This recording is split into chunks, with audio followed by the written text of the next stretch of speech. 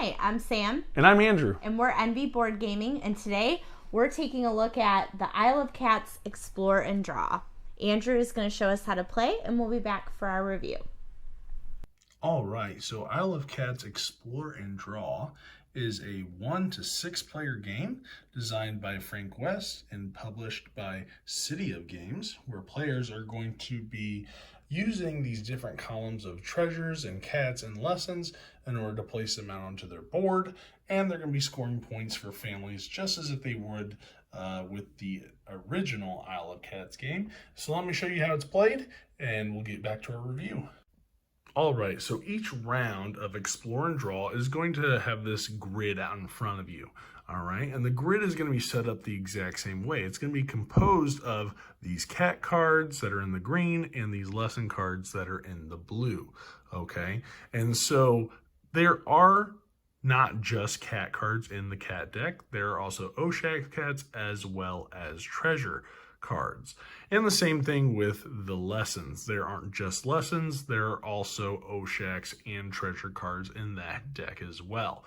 And the game is going to be played over 7 rounds. And what players are going to be doing is they're going to be using these different rows or columns, we'll get to that in a little bit, in order to take everything in the row in order to place out onto their boat. Okay, so you're still going to have that drafting that you're going to remember from Isle of Cats. It's just going to work a little bit differently. Okay, and players are each going to receive a ship dry erase board here, as well as a little dry erase lessons list. Okay, so when you are taking or drafting or claiming those rows and columns, instead of taking the cards, you are just simply going to be marking off any lessons and drawing on the cats or treasures that you're going to be placing.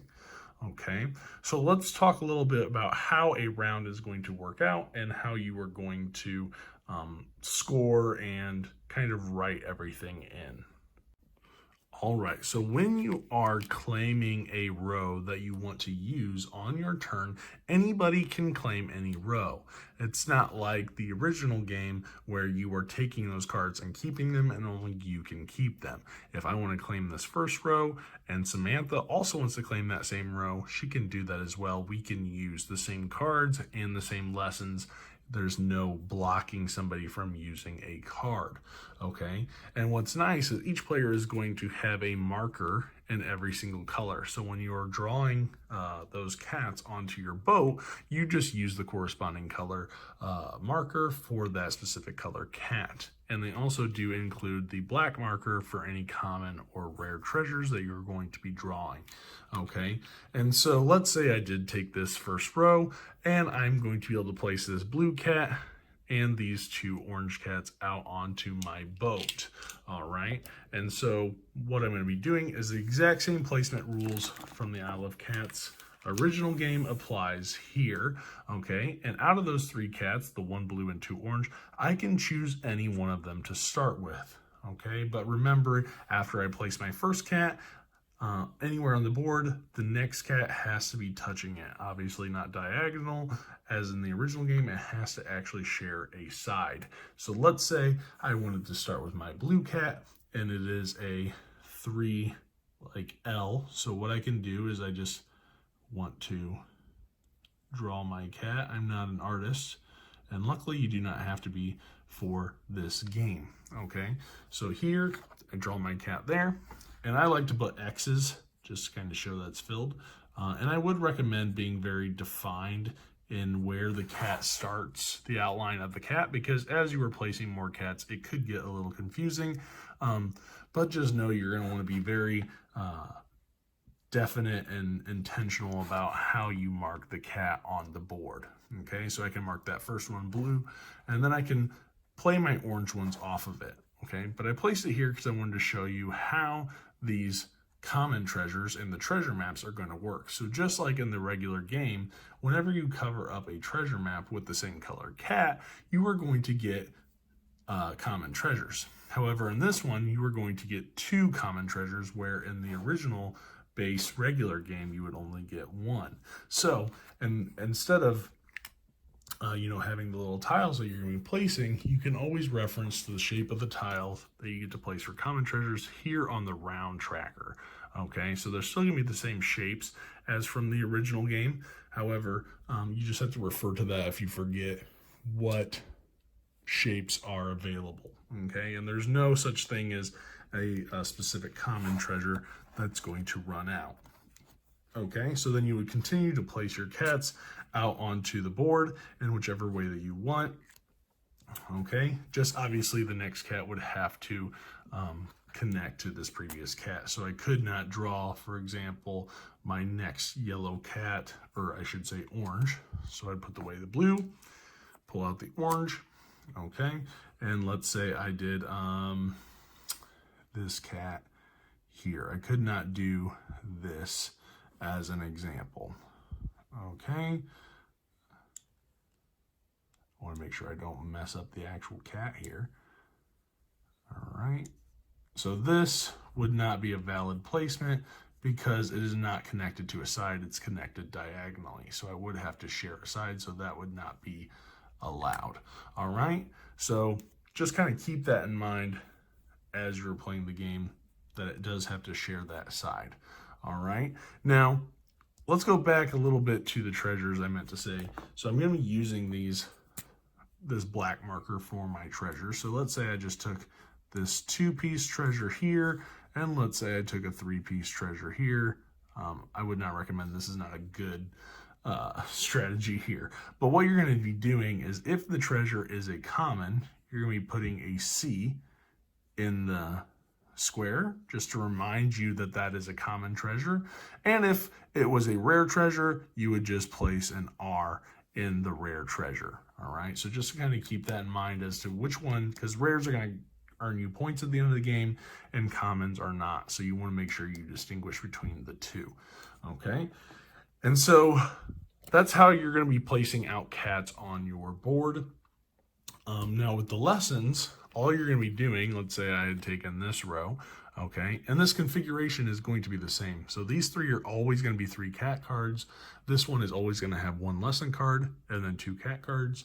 Then it's going to alternate, and then 1 lesson, 1 cat, and 1 lesson. So that configuration will always be the same for every single round. So let's say I did take this row instead, all right? And what I'm going to do is, instead of, trying to write down and remember what this lesson is, I'm simply just going to take one of my markers. I'm going to see that this is the number 13 lesson card, and I'm going to go over here on my list of lessons, and I'm just simply going to mark off number 13 so that I know at the end of the game I can score that lesson card if I did in fact achieve it. Okay, and so what you're going to be doing is, this is going to be over 7 rounds. After everybody has placed their cats and marked their lessons, you're going to wipe this clean and all new cards are going to come out.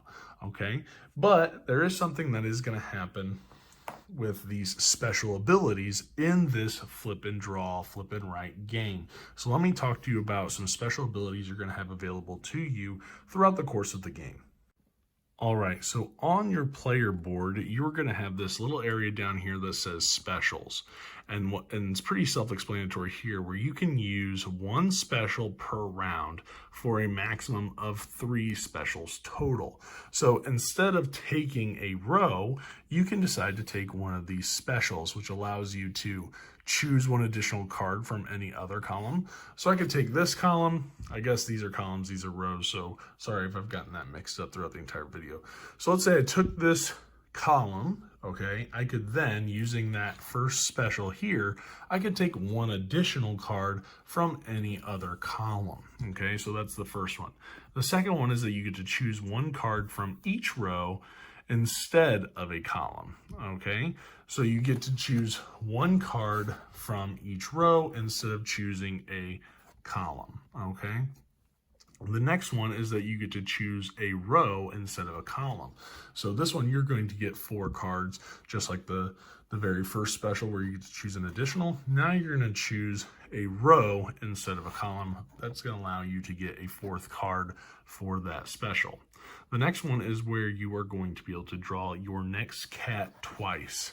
So whichever cat would be the next cat I was going to draw. Maybe it was this one. I get to draw it twice on my board.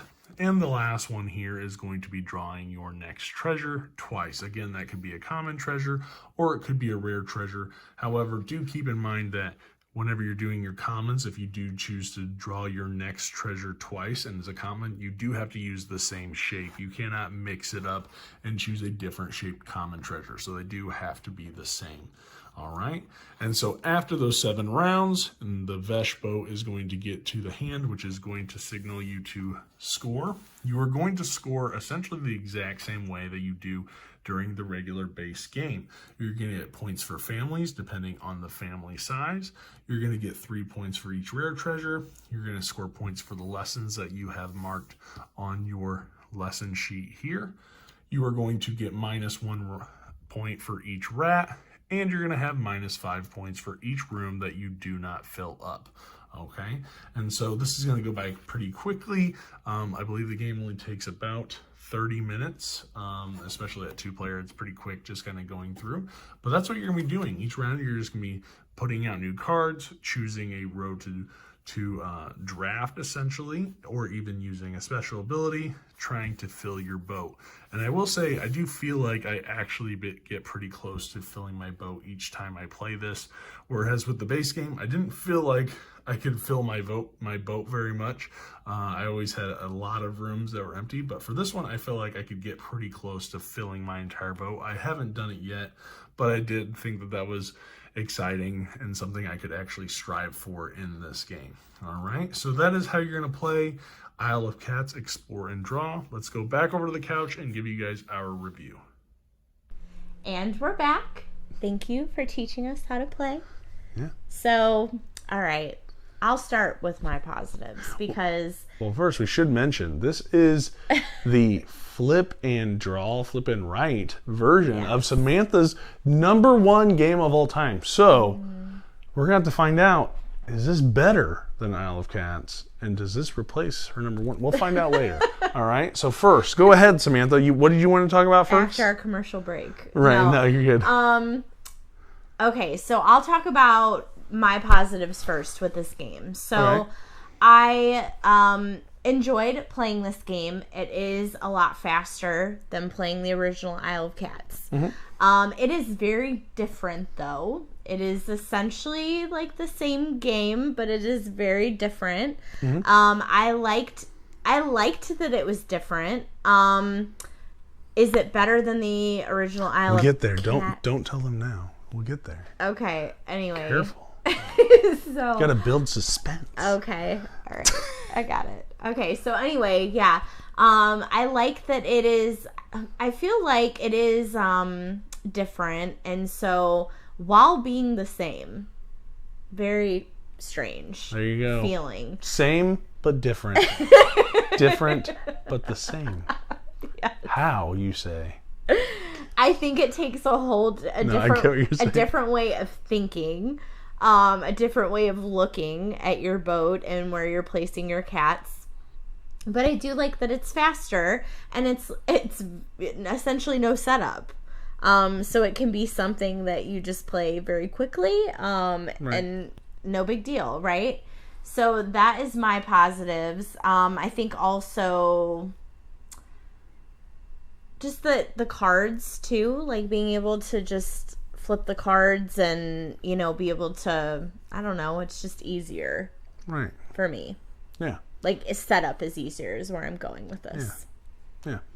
Yeah, I think I agree with a lot of what you said. So this Explore and Draw is very much, to me, the Isle of Cats. If you thought Isle of Cats was too long, this is perfect for you. This is perfect. You can get, to me, I feel like this almost, I say almost, and I'll talk about that a little bit later, almost gives me the exact same feel as the main game, but in a very short amount of time. You're still trying to fill your boat. You're still trying to build those families. You're still getting those lesson cards.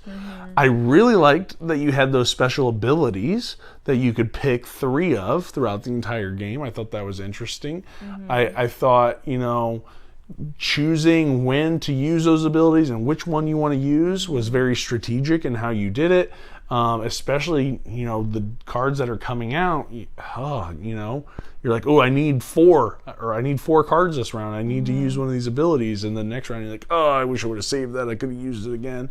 There is some luck to the game. Obviously, you're just drawing and flipping cards, but I like the thoughts that went into it and the strategy that it brought, where you're picking a different row and you're trying to get the road that works best for your ship and kind of make it work despite whatever comes out, So I definitely think that this flip and right is it gives me the same feel and the same kind of satisfaction that I would get from Isle of Cats in a very compact game.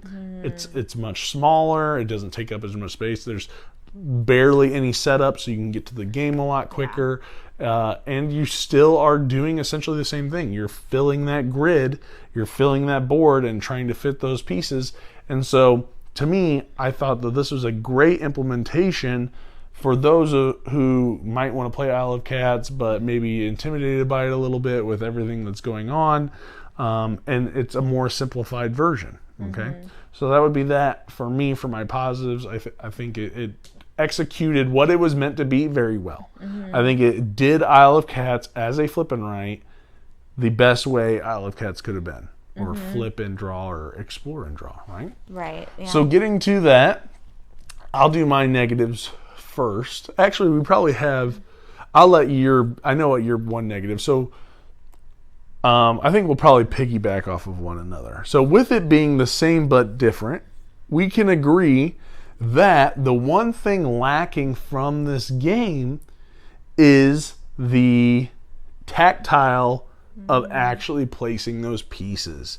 You will miss that if you've played Isle of Cats. When you get the actual cat tile and you're flipping and turning and maneuvering it around, and you can still do that. You can't obviously mirror it but you can still kind of turn and rotate the cat to fit in the spot just like it would in the normal game on the tile.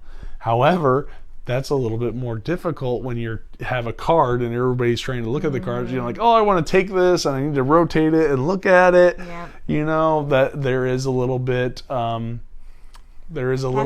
disappointment. I'm that person. Right. But are Go you ahead. done with this? Are you done with this card? Because I'm about to flip it and I'm about to look at it. I remember when we were playing with our friends Bree and Sam. She was the same way. She's like, "Can I take that card? Are you guys done with it?" Right. So she could flip it and stuff. But yeah, so I do want to add one more positive about I like for the Explore and Draw how it has the lesson, like the list of lessons. Yeah, and you just check it off. And you just check them off. I like that because then I'm not constantly flipping to be like, okay, what lessons do I have? And then it's just right there in front of you, which is a cool thing. So I like that. So I would say for the Explore and Draw negatives, that was my complaint, was just that I am a very visual sensory person. Like, I want to touch it. I want to put it where I want to see where it fits. And I also am a sucker for a beautiful board. So I like to see the actual cats on my boat. Oh, okay. I like being able to see all the colors, and I think it looks really cool when you get done in the way that you've been able to manage it with the treasures and all of that. So I am a very visual person. Right. And so kind of I remember when we played it for the first time, I was like, oh, this is different. And so my brain, looking at a card to then put it on the boat, I was like,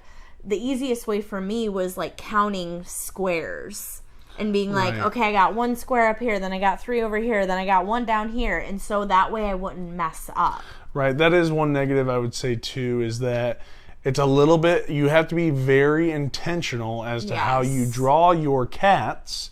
Because they're not actual cats. You have to draw lines to essentially mark where one cat ends and the next begins, so that you can score your families correctly. Right. And so I think that there is some drop it a little bit for me, because it could really mess with your eyes when you're seeing a jumbled mess of blue and you're like, okay, this is a cat. Oh, over here's a cat. This is where this next cat starts.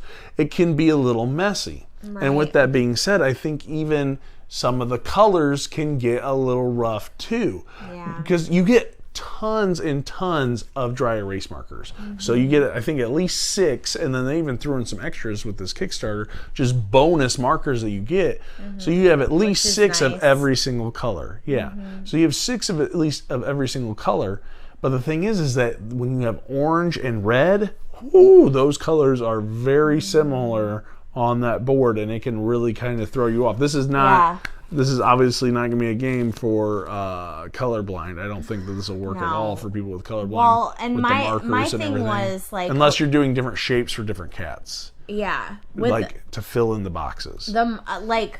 You have to make sure that you really pay attention to where you said a cat ends and a cat begins, because you're scoring those points at the end. So you almost have to like kind of darken those areas, because what I do, and you can do it however you want, but I like X the boxes when I'm marking them off, but then I'm trying to kind of like darken the outline of it, so I know, okay, that's one cat, there's another cat, but I can say, like, at the end when you're scoring, like, it's a little stressful, because I mean, there were times you'd be like, "Here, you do it," because it hurts my eyes, and you'd be like, "Okay, you score it." And that was the same thing with our friends Bree and Sam. She was like, "I'll just let you score it because it'll be easier for me to see." Right. We had a buddy. He would like do different. I think it was just different slashes. Slash marks, yeah. And even looking at his board, I was like, "Man, that looks rough." I was like, I mean, if like whatever works for you, but I think. I love the markers. I love that it's like you're not throwing papers away. You don't have stuff like that. But the markers are difficult because also then they might smear into other colors. Right. So that was my thing, is like, and you get tons of markers. Like, this isn't even all of them. Look at all the markers that come in this. A ton. Which is nice, but you get tons and tons of markers in this game. Markers all day. Right, yeah. So if one dries out, you have 6 or 7 to replace it. So, I mean, tons of markers. So with that being said, do you have any, like, other negatives? No, I think that's about it. I love how quick it is. I love how easy it is to teach. I mean, the rules are almost the exact same, except for now you're drawing stuff instead of placing them. Other than that, they're the same. If you're familiar with the expansions for Isle of Cats, this already has the kittens in it. Like, you get to draw like 2 little kittens, or you can pick different stuff to take. They have or cards where you can either take this or take that.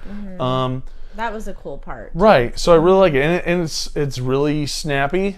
This one, if you're familiar with regular Isle of Cats, there's only 5 rounds. And this one you have 7. So it's a little bit more rounds to be able to do it. And I will say, I like the idea that I feel like I almost fill my boat every time, which is nice, because in Isle of Cats I'm like, oh, I'm never gonna have enough room. And this one I feel like I get so close. I never have, but I get really close to actually filling my boat. So I'll say that as a cool positive as well, because I'm like, oh, it could possibly happen. Yeah. But yeah, so that's cool. But yeah, I don't really have any other negatives other than, the colors can be a little rough, and trying to know like where one cat ends and another begins. And then, actually, and it's not really a negative. It's just, if you're okay with not having those tiles and you want a quick, faster version of Isle of Cats, I say go with this one. This is great. Yeah. So, yeah. So with that being said, let's talk about our scores. What would so this is, well, first, let's ask the question, okay? You have Isle of Cats as your number 1 game of all time. Right there it is, with the big box right behind us with the expansions, which we'll talk about in another video. But let's see. Does this replace Isle of Cats for you? Absolutely not. No, of course not. I think we all knew that when you were talking about how you like to touch and move things around. So how does this for you? How would you rate this? Because I know Isle of Cats is up there. I'm not saying to tell me in like your top 100 right now, but do you like it? Do you not like it? What would you score it? I liked it, but I would probably I would give it Okay, I would only give it this score based on, so I love Isle of Cats. I love the idea of it. I love the theme. I love there's a lot of things that I love about it besides the negative points. But anyway, There's I would none of that. Yeah, I mean that's at least no, you still lose points for the rooms. Oh yeah, and the rats and stuff. But I was thinking about the cards. I would say the Explore and Draw, I would probably give it like a 7. Okay. I say that because I love, like I said, putting the tiles out on the boat. I love being able to look at the cats. That's part of like the enjoyment for me is like I'm going to put this kitty here and I'm going to put this one here and like I'm going to match the colors, and I'm very visual, and I think that the Explore and Draw, it's still a super cool concept, but for me personally, I just prefer the original Isle of Cats better for that reason. Yeah. So for me, I really like this game. I could definitely see somebody getting this and not needing to get the Isle of Cats. If you're okay with not having the tiles, I would say go here. If you're okay with, the drawing. And if you just want to play solo. Right. Because, I mean, you can play this solo, no problem. Right, yeah. Well, you could play solo with the other game, too. But yeah, I feel like this would be easier. Yeah. But yeah, if you're thinking, just, maybe setup takes too long, or maybe, there's too much, because I know you don't have to draft cards, you're just picking a row. But I think this is a great, solid game. And we've been playing some flipping rights or rolling rights. And this is another one that I pleasantly enjoy. This is one that I'm glad I got. When I was backing the Kickstarter, I got it because of the expansions for Isle of Cats. I wasn't really too crazy about this one, but I was able to play it while they were running the campaign. They had some like over Twitch where you could join in and print off a sheet, and I really liked it, and I wanted to get it, so I threw it in there. And I'm very happy with this flip and right game, and so. It's unique in what it's doing. I like it. It's based on, I guess, the ones that I always compare it to, or the grids, and you're filling in numbers and stuff. But I really like this game. I enjoyed it, and I would play this. If I didn't have a ton of time, but I had a craving for Isle of Cats, Explore and Draw. No brainer. Yeah. No brainer.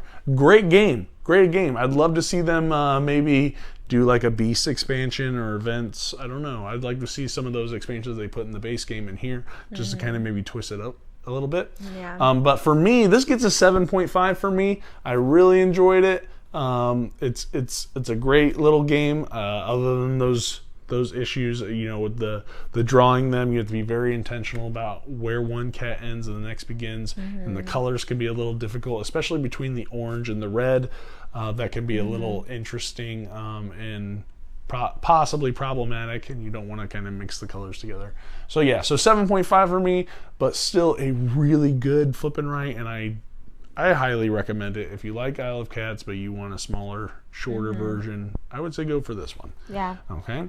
So that is our thoughts on Isle of Cats Explore and Draw. Let us know, what is your favorite flip and right, or roll and right, that kind of stuff. I might have asked this question on another video, but still, have you tried it? What do you think? Give us your thoughts and let us know in the comments. And do you like it more than the original Isle of Cats? Okay, yeah, that's a good one. Yeah. All right, so yeah, let us know. Like, comment, subscribe, and click the little bell icon so you get a notification every single time we post a video. And we will see you guys on the next one. Thanks for watching. Bye.